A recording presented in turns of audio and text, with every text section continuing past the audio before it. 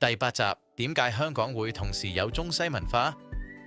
香港其中一個最獨特嘅地方，就係中西文化可以同時存在。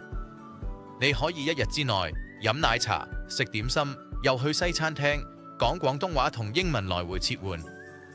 第一個原因係歷史背景，香港長時間同西方世界接觸，西式制度、教育同生活方式慢慢融入本地文化。第二個原因係香港人好務實，邊樣方便邊樣有效就吸收嚟用，唔會太抗拒外來文化。於是中式家庭觀念同西式工作制度可以同時存在。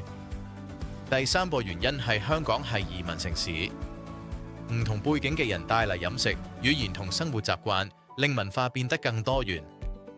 中西文化交織令香港好國際化，但同時亦會帶來身份認同同文化融合嘅討論。